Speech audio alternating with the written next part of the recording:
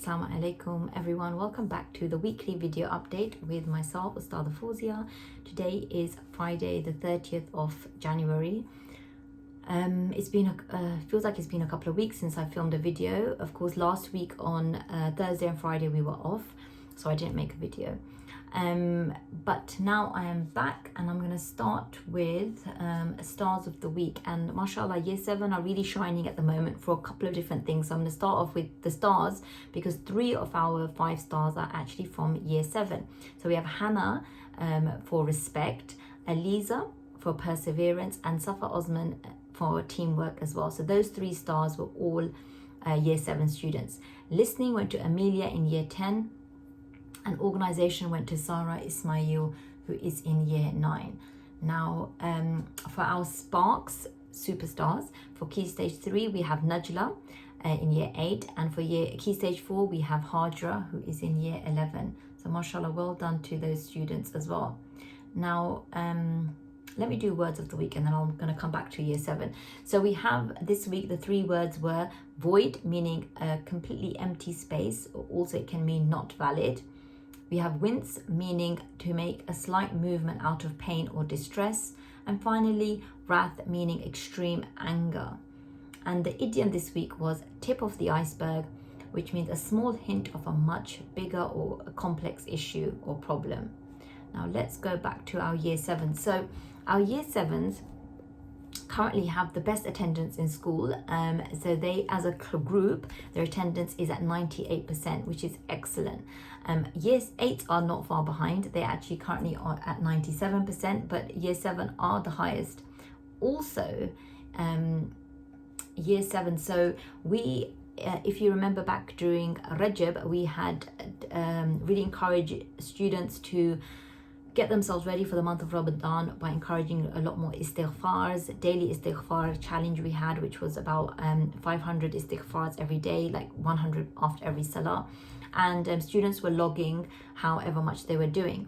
So the total actually that the students did was 45,797 istighfars, and which is excellent, mashallah.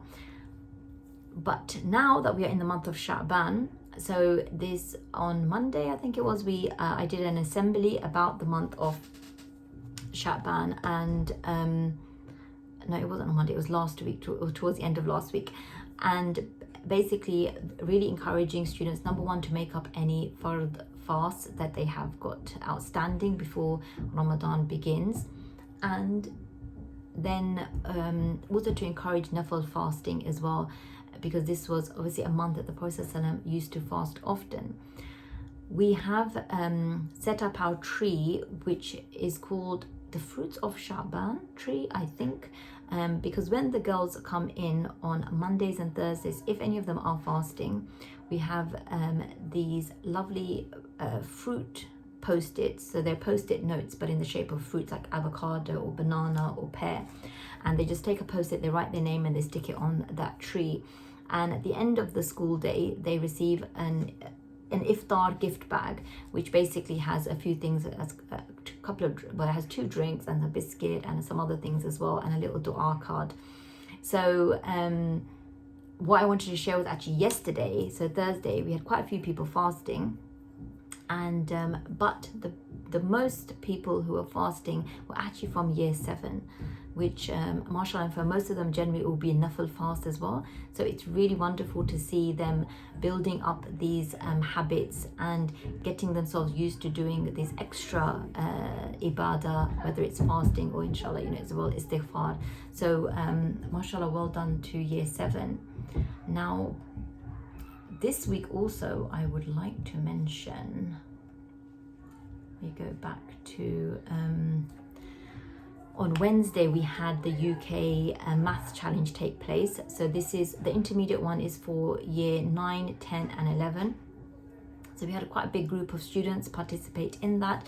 So they had to sit in under exam conditions. There was a very challenging maths test that they do, which really is about problem solving and really getting them to think beyond just simple maths, let's put it like that. So that was done on Wednesday. We will have a junior maths challenge, which will be in April, I think, which is for year 8. So the students have done that, so we're going to see inshallah how they do. And just to mention also, the week last week on Thursday, although we were closed for students, we actually had 3 students be chosen to go to a debate competition, an AMS inter-school debate competition, where they had first of all attended a workshop about debate and how to do a debate and different techniques of how to persuade people to agree with your argument, etc. And then they actually did carry out a debate between the different schools as well. So we sent 3 of our year 10s, Amelia, Ahlam and Hanan, and mashallah, they did really, really well. They got 3rd place in the debate competition, and I think they were only, the winners only won by 1 mark as well. So really a positive experience for them. I know they really enjoyed it. So just well done to our 3 year 10s who did that. Now next week on Tuesday, we have our year 9s will be going to Kew Gardens for the science trip. And just a reminder that they will be meeting at Hounslow train station, so not the underground, the actual train station, and then they will be going from there to Kew Gardens. The details are all in the Google form that parents have completed, so please just go back and just make sure you know the timings and things like that. So it's a full day trip, but they will need to be in their school uniform. Then on Friday, we have a trip for year 10 to Westminster Abbey, which is part of their GCSE Christianity course. So they will be going from Hounslow West and catching the underground as well, but travel and everything should be paid for we would have travel arranged, so it's nothing for parents to worry about, but just to make sure that you're at the right spot, which is Hounslow West for year 10. And then of course that will be the last day. Well, Thursday is the last day the year 10s are in school, because on Friday we have the trip, and then the following week they have their 1 week of work experience.